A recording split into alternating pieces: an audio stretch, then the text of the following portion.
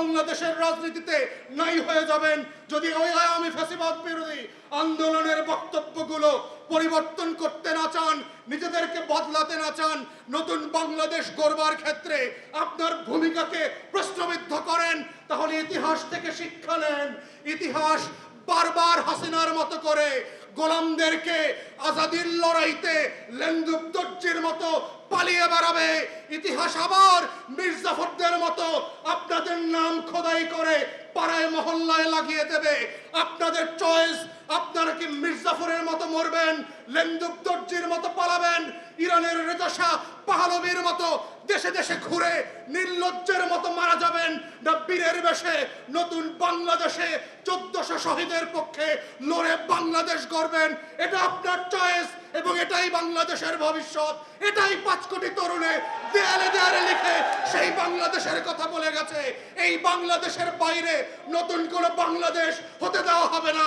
এই বাংলাদেশ হচ্ছে দায়দারদের বাংলাদেশ। এই বাংলাদেশই হচ্ছে 24-এর আগামী দিনের বাংলাদেশ।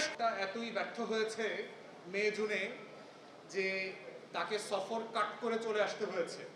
2 দিন আগেই সে চলে আসছে অসুস্থতার কথা বলে। ভাবখানা এরকম যে বাংলাদেশের স্বাস্থ্যসেবা এত ভালো যে চীনের থেকেও বেশি ভালো ট্রিটমেন্ট পাবে সে সদর হাসপাতালে। এই জন্য সে বাংলাদেশে ফিরে চলে আসছে চিকিৎসার জন্য।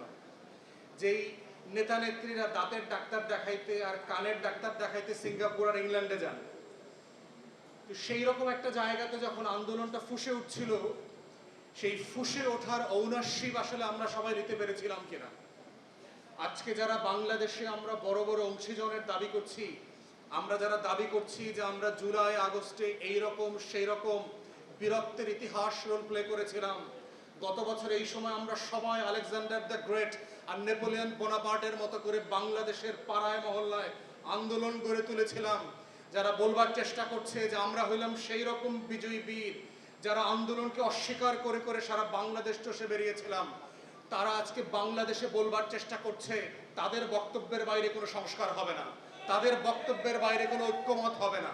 কিন্তু তাদেরকে আমরা গত বছরের ক্যালেন্ডারের পাতায় পাতায় খুঁজে পাই নাই যে তারা কিভাবে এই আন্দোলনকে করছে। তারা তাদের অনেক নেতাদের বক্তব্য শুনেছি, তারা বলেছে যে আন্দোলনের ভিতরে চক্রান্ত আছে, এটা আওয়ামী লীগ পরিকল্পিতভাবে আন্দোলন করিয়েছে, বেইজিং এর দিল্লির ব্যর্থতা ঢাকবার জন্য শাহবাগে নাটক করা হচ্ছে। মোনালিসা হেভি ফ্লো 15 পিস প্যাকেটের সাথে 8 পিসের একটি প্যাকেট একদম ফ্রি। তো সেই বাস্তবতায় হচ্ছে আমাদের আন্দোলনটাকে মনে করিয়ে দেওয়ার একটা দায় যেমন আছে, ঠিক তেমনি আছে ক্রেডিট ব্যবসা করবার যেন কোনো ফাঁদে আমরা না পড়ি সবাই মিলে। কারণ বড় বড় আন্দোলনকে ঘিরে ক্রেডিটের রাজনীতি করতে গিয়ে এই বাংলাদেশে দেখেছি যে 71 কিভাবে স্পিরিট থেকে হারিয়ে গিয়ে চেতনা ব্যবসায় পরিণত হয়ে গেছে। 71-এর নায়করা কিভাবে দায়িত্ব পালন করে ব্যর্থ হবার পরেও ব্যানারে ফেস্টুনে পাড়ায় মহল্লায় নেতা আকারে স্বীকৃতি পেয়েছেন। সেই জায়গা থেকে আমাদেরকে 24কে মূল্যায়ন করতে হবে, যেটা যদি ব্যানার ফেস্টুনে হারিয়ে না যায়, আমাদের শহীদরা যেন নম্বরে পরিণত না হন। আমাদের প্রত্যেকটা শহীদ হচ্ছে এই আন্দোলনের সবচেয়ে বড় মাস্টার মাইন্ড।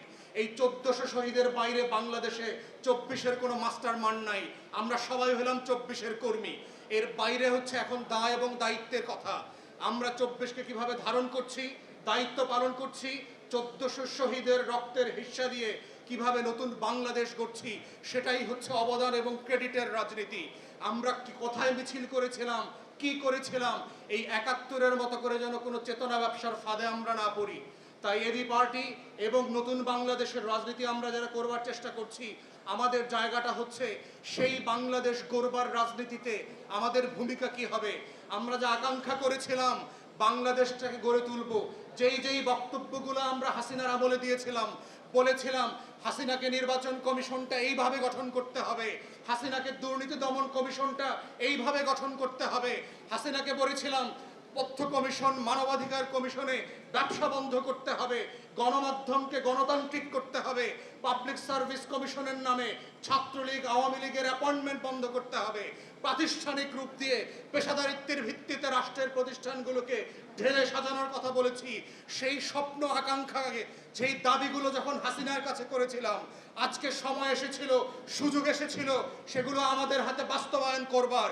কিন্তু আমরা দুঃখজনকভাবে দেখতে পাচ্ছি হাসিনা যেই যেই কারণে যেই যেই যুক্তিতে সেই সংস্কারগুলো করতে নারাজ ছিল, করতে রাজি হয় নাই, সেই সেই শব্দে, সেই সেই ভাষায়, সেই সেই যুক্তিতে আজকেও দেখতে পাচ্ছি বাংলাদেশের রাজনৈতিক দলগুলো সংস্কারে বাধা দিচ্ছে, দ্বিমত পোষণ করছে।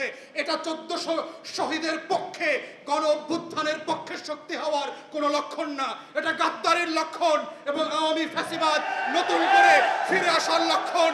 তাই সবাইকে স্মরণ করিয়ে দিতে চাই, 1400 শহীদের রাজনীতি করে আওয়ামীপনা করবেন, 1400 শহীদের নামে দিল্লির গোলামি কায়েম করবেন, 1400 শহীদের নামে বাংলাদেশে আওয়ামী লীগকে পুনর্বাসন করবেন, 1400 শহীদের রক্তের উপরে দাঁড়িয়ে গণ অভ্যুত্থানের কর্মসূচি পালন করতে করতে বাংলাদেশে সংস্কারের বিপক্ষে দাঁড়াবেন।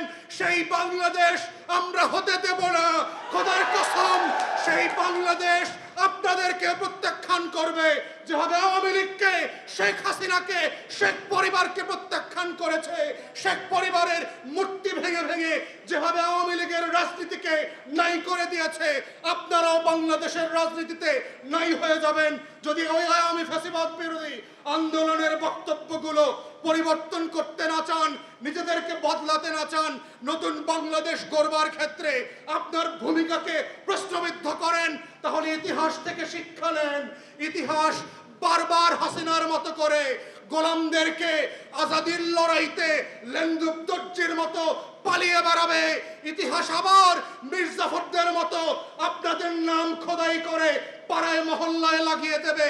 আপনাদের চয়েস, আপনারা কি মির্জাফরের মতো মরবেন, লেন্দুব দর্জির মতো পালাবেন, ইরানের রেজা শাহ পাহলবীর মতো দেশে দেশে ঘুরে নির্লজ্জের মতো মারা যাবেন, না বীরের বেশে নতুন বাংলাদেশে 1400 শহীদের পক্ষে লড়ে বাংলাদেশ গড়বেন। এটা আপনার চয়েস এবং এটাই বাংলাদেশের ভবিষ্যৎ।